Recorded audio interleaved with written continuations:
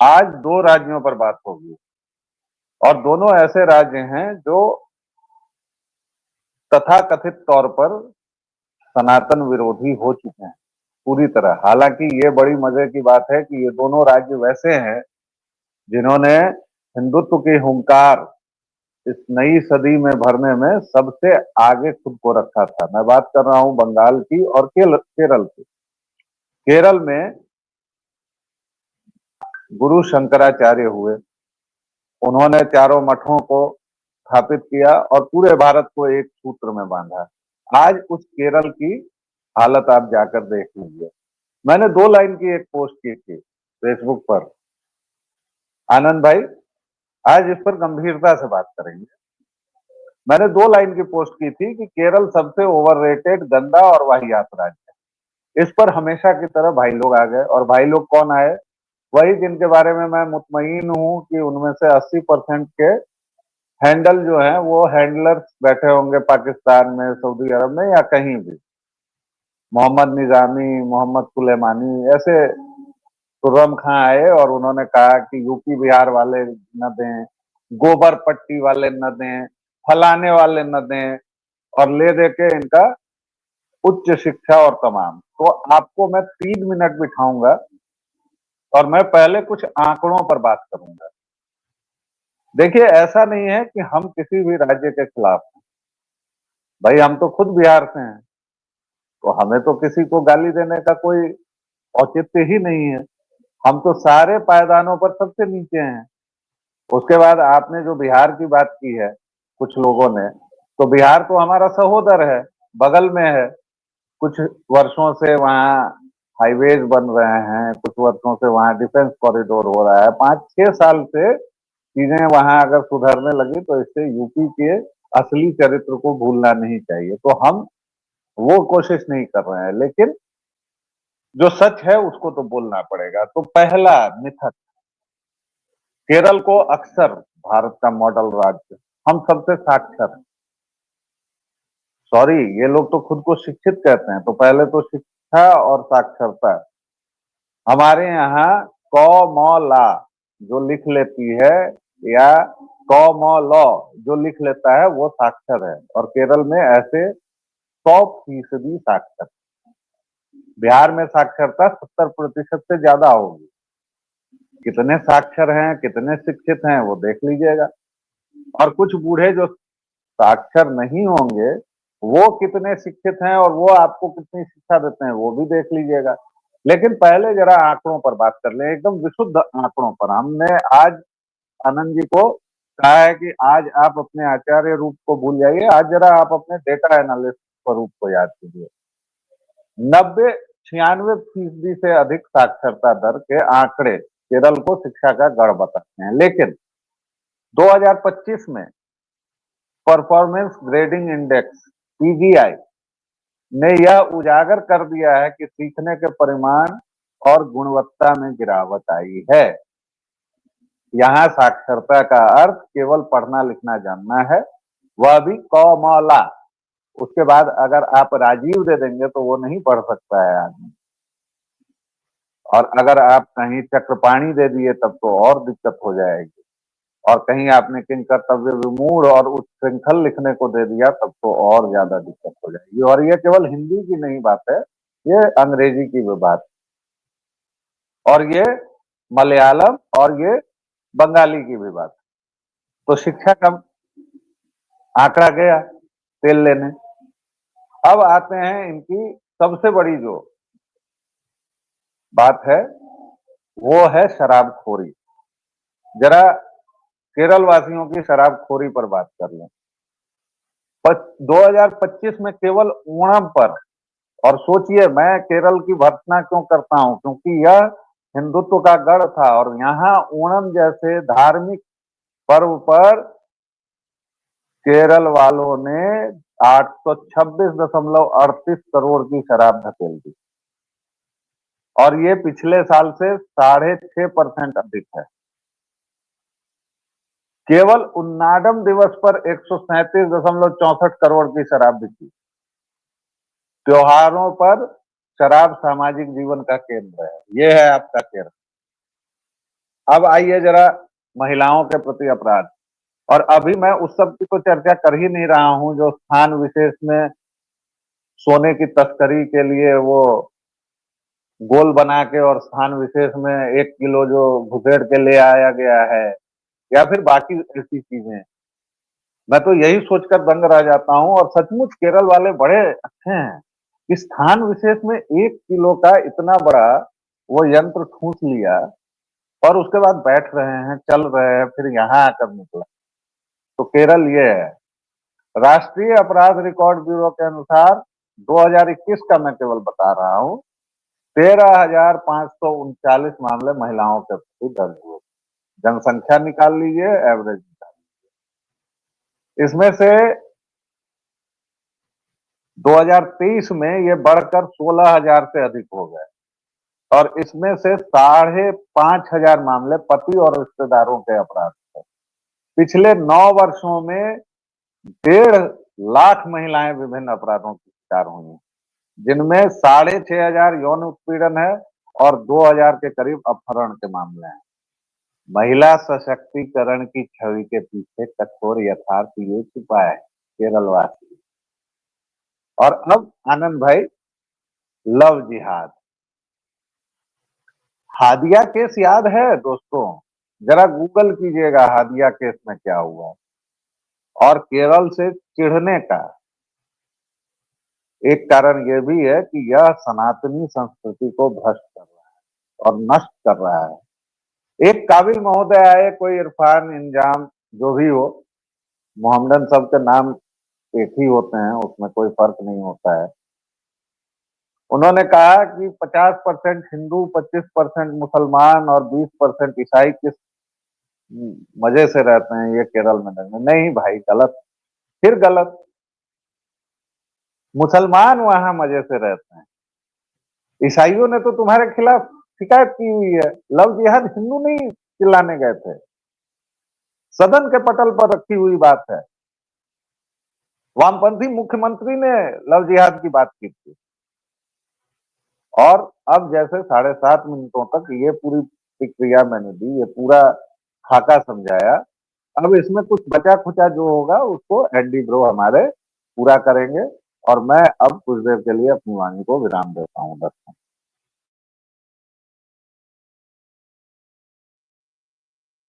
जी, सबसे पहले तो मेरा ध्यान इस बात पे गया कि आपने जो आंकड़ा निकाला वो सीधे-सीधे जो है वो एक विशेष पदार्थ का था। बिहार का क्या है कि भाई ये तो ऐसा मुद्दा है जिससे हम लोग किसी भी राज्य को घेर सकते हैं। यहाँ तो बंदी है, यहाँ का कोई आंकड़ा नहीं निकलेगा और तुम्हारे राज्य का निकल आएगा। तो सबसे पहला हिट जो होता है वो हम लोग वही मांगेंगे। रहा जहाँ तक शिक्षा का सवाल जो है, तो शिक्षित होने का मतलब होता है आप डिसेंटली बिहेव करते हैं। रोटी चुराने वाले को और मानसिक रूप से अस्वस्थ हो ये पता भी चल रहा हो तो उसे पीट-पीट के मार नहीं देते हैं। ये हरकत केरल वाले कर चुके हैं। पोस्टर-वोस्टर बने थे इसके, कितने कार्टून बनाने पड़े थे। एक मानसिक रूप से अस्वस्थ व्यक्ति जिसने सिर्फ एक ब्रेड चुराया था, सिर्फ एक ब्रेड, उसे पीट-पीट करके मार दिया था। ऐसे लोग जब सभ्यता, संस्कृति वगैरह की बात करते हैं, तो दिक्कत होती है। और आप सोच रहे हैं कि बिहार क्यों नहीं बोलेगा, ये तो सबसे पिछड़ा राज्य है। भाई हम लोग मौर्य सभ्यता वाले इलाके से आते हैं। हमारे राज्य का मतलब अटक से कटक तक होता है। हमारे बाप का था। तुम्हें रहने के लिए दिया है, किराए पे रहते हो और उसमें तुमने प्लास्टर तोड़ दिया है। घर में झाड़ू नहीं लगा रहे हो तो मकान मालिक तो बोलने आएगा ना। क्योंकि फीलिंग जो है ना बिहारी की वो भाई मकान मालिक वाली है। उसे लगता है कि मेरे बाप दादा का राज्य था, उस इलाके में ये लोग अभी रह रहे हैं और रह रहे हैं तो क्या कर रहे हैं, इलाके को साफ नहीं रखा, कबाड़ा कर दिया है। तो जब वो कबाड़ा करने की शिकायत करता है तो इस बात की नाराजगी मत पालिए। वो सिर्फ आपको ये याद दिला रहा है कि उसी का राज्य था, उसके बाप का, उसके दादा का, और वो सिर्फ ये बता रहा है आपको। और अब क्या है कि चुनाव तो अब बीत चुके हैं। अब तो हम किसी भी राज्य के साथ ये कुत्ता घसीटी कर सकते हैं। और कर सकते हैं क्या, करेंगे, करेंगे हम लोग। जहां जहां इस तरह की चीज दिखेगा गड़बड़ी, उन सभी राज्यों के साथ हम यही हरकत करने वाले हैं। अगर कबाड़ा तुमने फैला के रखा हुआ है तो हम बोलेंगे कि कबाड़ा फैला के रखा हुआ है, शर्मा क्यों रहे हो? फैलाया तो तुम नहीं था। अगर आप ट्रैफिक सेंस देख लेंगे इन शहरों का, तो इन शहरों में अगर कोई बाहर से चला जाए, तो कानपुर और दिल्ली जैसे शहरों से जो गया है, जो हमेशा ये कहता रहा है कि इन शहरों में लोगों को ट्रैफिक सेंस नहीं है, वो आदमी अगर यहाँ पहुंच जाएगा तो वो कहेगा कि इन पागलों को ट्रैफिक सेंस नहीं है, स्पीड से मोटरसाइकिल नहीं चलाई जाती, इस तरह से कटिंग नहीं ली जा सकती, बिल्कुल बदतमीजी से गाड़ी चला रहे होते हैं। किसी भी शहर में देख लीजिए, आप चेन्नई तक में देखेंगे तो नतीजा यही निकलेगा। छोटे छोटे शहर जितने भी हैं उनकी बात छोड़ दीजिए, मेट्रो के नाम पर जो एक उनके पास चेन्नई है, वहां भी अगर देखेंगे तो वहां भी आपको स्थिति यही मिलेगी। तो ट्रैफिक सेंस तुम छोड़ चुके हो। शिक्षा की जहां तक बात करते हो, तो शिक्षा की बात तो कीजिए ही मत। जैसा कि पहले ही कह चुके हैं कि जो लोग एक मानसिक रूप से विकसित व्यक्ति को पीट पीट करके मार दें, उस राज्य को हम शिक्षित नहीं मानते, वो अंगूठा छाप लोगों का राज्य है। अनपढ़ नहीं तो कुपढ़ हो तुम, अनपढ़ होते तो फिर भी ठीक था। तो ये चीजें तो बताई जाएंगी, बोली जाएंगी, और इस चीज को आपको ही सुधारना है। तो इस चीज को सुधारने के बदले ये जो शिकायत करने वाला लहजा हो जाता है, नहीं नहीं ऐसे कैसे बोल दिया हमारे बारे में, तो ये जो है ये आवाज धीमी रखनी चाहिए, क्योंकि सच्चाई वही है, ऐसा ही है, स्थिति वस्तु स्थिति जो है वो वही है। कूड़ा कबाड़ा और गंदगी फैला रखी है, और उसके बाद अगर कोई बता दे कि गंदगी फैला रखी है, तो तुम उसे ही काटने के लिए दौड़ रहे हो। और ये देखिए, कुछ समुदाय विशेष के मोहल्लों में भी आपको नजर आ जाएगा। एक्चुअली क्या होता है ना कि उन लोगों को उसी कबाड़े में रहने की आदत होती है। आप जैसे कहते हैं कि कबाड़ा इसको साफ कर लो, या कुछ साफ सफाई कर लो, सड़कें थोड़ी ढंग की हो जाए, डिसेंट हो जाए, तो जैसे ही आप ये कहेंगे उसको लगेगा यार मेरा जो नेचुरल स्वभाव जो है, मेरा जिस कीचड़ में लौटने का, मतलब सुअर को जो है ना फीलिंग जो होती है वो खराब वाली आने लगती है। ये मुझे कीचड़ में लौटने नहीं दिया जा रहा, मेरे अधिकारों का हनन किया जा रहा है। फिर वो जो दिल्ली में अक्षय था ना, जैसे जो कह रहा था कि मेरी स्वतंत्रता छीनी जा रही है, पता नहीं क्या क्या कर दिया गया। सांप्रदायिक पुलिस जो है, ये अमित शाह की उसने बता दी क्या क्या हरकतें उसके साथ कर दी। कैसे कर दी ये हरकतें पता नहीं, लेकिन कर दी हैं। तो अब ये अक्षय पर बोलना पड़ेगा भाई। पुलिस जी को आप जब तक बताएंगे नहीं, अब आप लोगों ने तो खुद को दे लिखना शुरू कर दिया, खुद को पता नहीं क्या क्या 8-10 आपने जातियां बना ली अपने सेक्सुअल प्रेफरेंस की। 8-10 नहीं है, 123 है, 123 है, 123।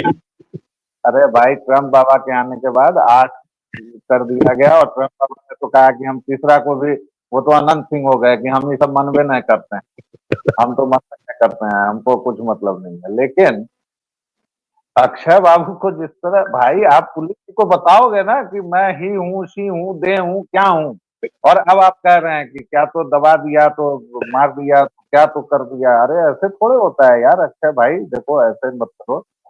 तुम्हारे साथ जो भी कुछ हुआ है, दुर्घटना हुई है, हम तुम्हारे साथ हैं, उसके साथ हम पूरी तरह हैं। लेकिन वामपंथी हो, क्या करोगे, वामपंथियों की यही सब है, प्रदूषण के खिलाफ जाओगे प्रदर्शन करने, और वहां हिड़मा के पक्ष में लगा दोगे, वहां कहोगे कि हिड़मा निकलेंगे, तो भाई वो तो दबाने उबाने की ही बात करते हो।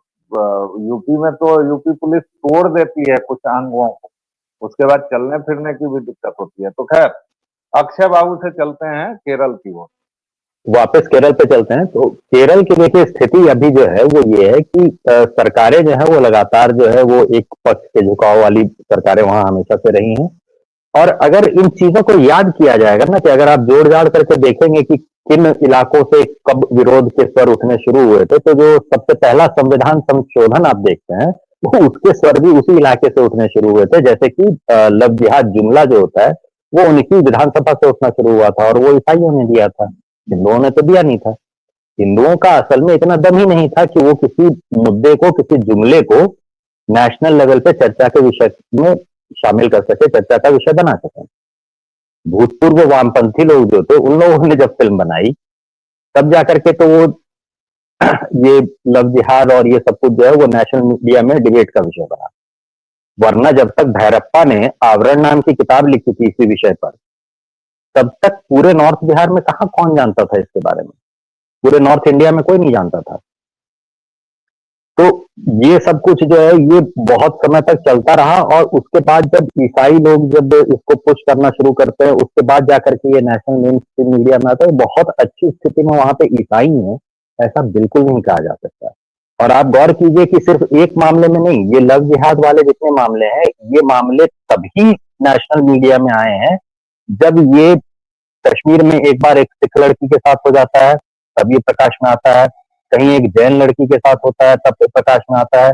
और केरल में तो ये घोषित तथ्य है कि वामपंथी जब थे सरकार में, वामपंथी मुख्यमंत्री था जिसने सदन में इस शब्द का इस्तेमाल किया था, बल्कि ये शब्द भी नहीं, उसने दो शब्द इस्तेमाल किए थे।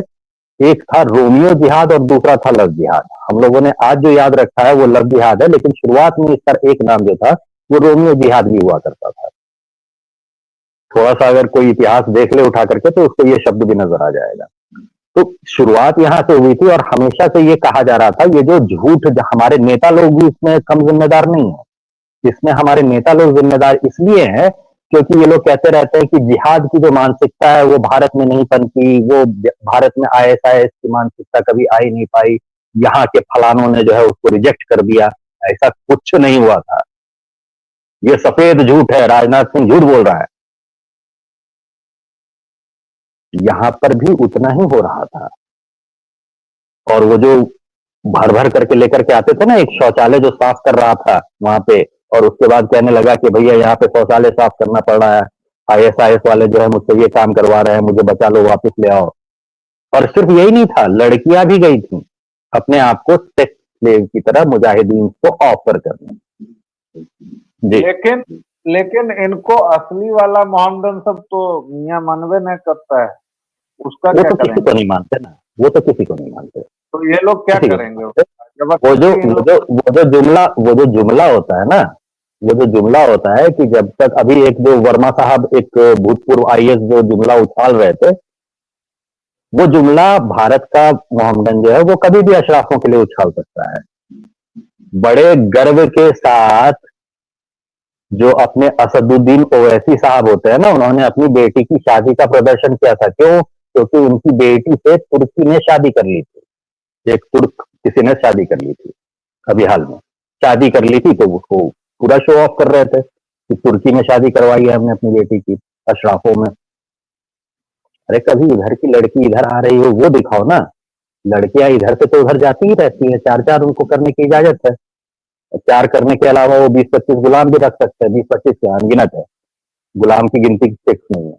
क्योंकि क्योंकि महिलाओं और लड़कियों की स्थिति तो भाई मोहम्मदवाद में क्या है, इसको हमें बताने की जरूरत नहीं है। और क्योंकि 8 मिनट के बाद मैंने एंडी ब्रो को बहुत समय दिया, 8 मिनट से 18 मिनट तक यही बोले हैं दर्शकों, इसलिए आज आप लोग कतई मुझे नहीं कह सकते हैं कि मैं एंडी ब्रो को नहीं बोलने दे रहा हूँ। कुछ आंकड़े दे रहा हूँ, उसके बाद आपका कंक्लूडिंग रिमार्क्स लूंगा आनंद भाई। सबसे ज्यादा कहा जाता है कि भाई यहाँ सबसे ज्यादा पैसा आता है, बाहर आता है। बिहार और यूपी से आप किस मायने में अलग हैं? अगर आप रेमिटेंस मनी को सोच रहे हैं कि विदेशों में आपकी ध्वज पताका लहरा रही है, तो फिर मुझे कुछ नहीं कहना है। गंगाधर चोल दूसरे देशों पर विजय प्राप्त करते थे, आप दूसरे देशों में जाके नर्स बन रहे हैं, थूक खून खखार साफ कर रहे हैं, पाखाना साफ कर रहे हैं, शौच पाखाना में शौच शौच शौच क्यों बोल रहे हैं? शौच से जोड़िए। हाँ वो भी है।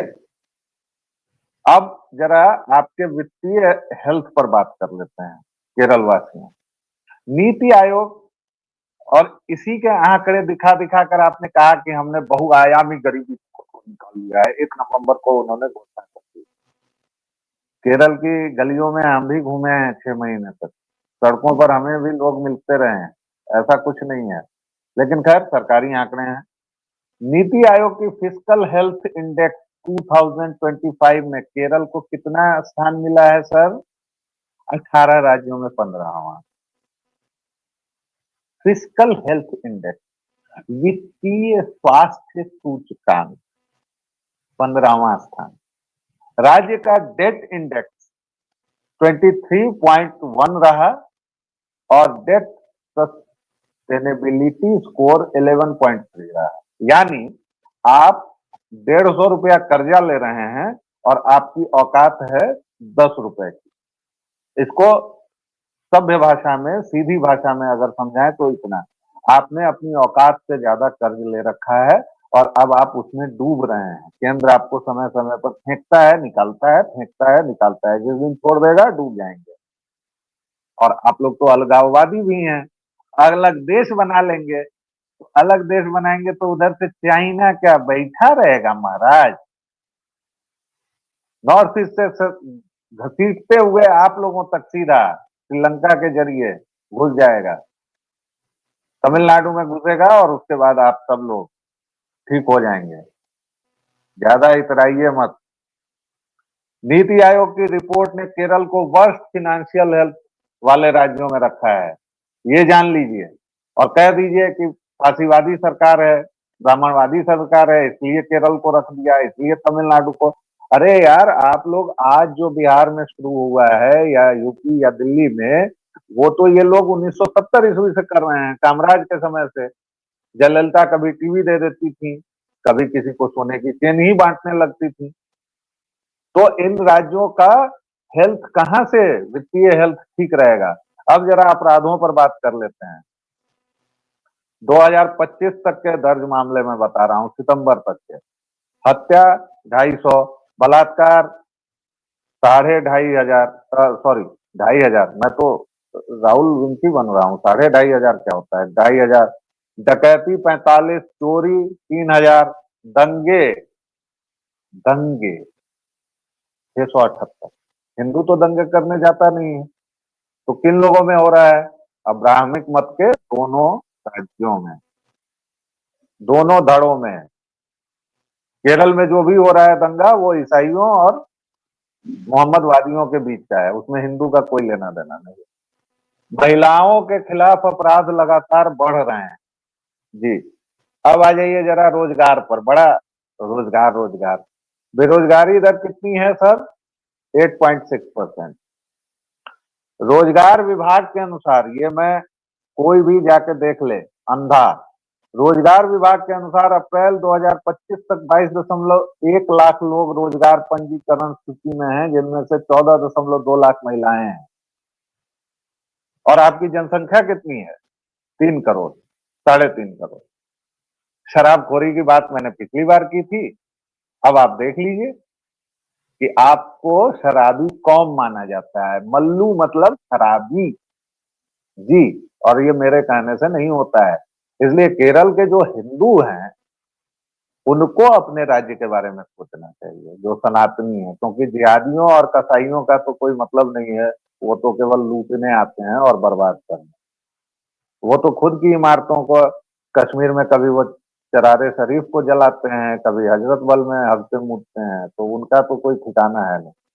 अब आते हैं अंतिम पॉइंट, जनसंख्या के घनत्व पर। राष्ट्रीय औसत से दुगुना है, 913 व्यक्ति प्रति वर्ग किलोमीटर। केवल बिहार को टक्कर दे रहे हैं आप।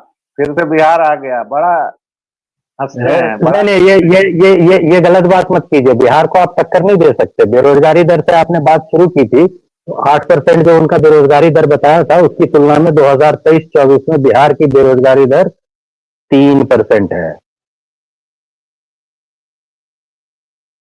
बेरोजगारी में कम्पीट करना है, हम बेहतर हैं। आप कंक्लूडिंग रिमार्क्स में, उसके बाद इस चर्चा को हम लोग बंद करेंगे। देखिए, कंक्लूडिंग रिमार्क्स में सबसे पहले ये चीज समझिए कि लेफ्टिस्ट शासन जहां भी आएगा, वहां बिल्कुल सेम पैटर्न रहने वाला है, जरा भी चेंज नहीं होगा। आप क्यूबा को देख लीजिए, फिदेल कास्ट्रो और वो जो एक तिरकुट हत्यारे बच्चों को गोली मारने वाले की फोटो वाली टी शर्ट पहन के घूमते रहते हैं, तो वो जो बच्चों को गोली मारने वाला जिस देश का था, वो तो पता नहीं कहाँ का था, लेकिन जहां जाके मरा वो तो क्यूबा था। तो क्यूबा से एक्सपोर्ट क्या होता है? सामान एक्सपोर्ट नहीं करते वो लोग, लोगों को डॉक्टर बनाते हैं पढ़ा लिखा करके, और उन आदमियों को एक्सपोर्ट करते हैं। सैलरी आएगी गवर्नमेंट के अकाउंट में, उसमें से सैलरी आ जाने के बाद सरकार डिसाइड करेगी कि कितना पैसा तुम्हें मिलेगा और कितना पैसा इसमें से टैक्स बता करके या रेमिटेंस या जो कुछ भी बता करके सरकार रख लेगी। तो जैसे क्यूबा में इंसानों को डॉक्टर बना करके या फिर मेडिकल सर्विसेज में ट्रेन करके और विदेशों में नौकरी करने के लिए भेजा जाता है, मतलब गुलाम तैयार किए जाते हैं, गुलाम भेजे जाते हैं दूसरी जगह, वो गुलाम जाकर के काम करते हैं, पैसे कमा के लाते हैं और राज्य को मिलता है। बिल्कुल वही सिस्टम कॉपीड है यहाँ पे। यही सिस्टम आपको बंगाल में कॉपीड दिख जाएगा। 30 साल पूरी दुनिया में सिर्फ बंगाल ऐसी जगह होती है जहां करीब करीब 30 साल तक, सबसे लंबे समय तक चुनी हुई वामपंथी सरकार जहां रही है। वो केरल नहीं होता, वो कहीं विदेश में नहीं होता, वो भारत में होता है। बंगाल, बंगाल के अलावा और कोई ऐसी जगह नहीं है जहां पर इलेक्टेड गवर्नमेंट वामपंथियों की इतने समय तक रही हो। बाकी सब जगह जो है वो बंदूक के जोर पर जो है, बंदूक के नाल से निकाल करके जो है सत्ता जो है वो उतार दी गई थी। तो ये सेम चीज आपको बंगाल में होती हुई दिख जाएगी। आज जो हर स्टेट में आपको नर्स जो है वो एक पर्टिकुलर जगह से दिख रही होती है ना, उसके पीछे रीजन ये है, उसके पास कोई काम नहीं है, वो पढ़ ले शिक्षित हो जाए तो उसके पास कोई काम नहीं है अपने राज्य में, उसके पास एक ही विकल्प है, वो जाकर के दूसरे राज्यों में दूसरी जगहों पर काम करे। तो इंसानों की हालत ऐसी कर देते हैं ये लोग।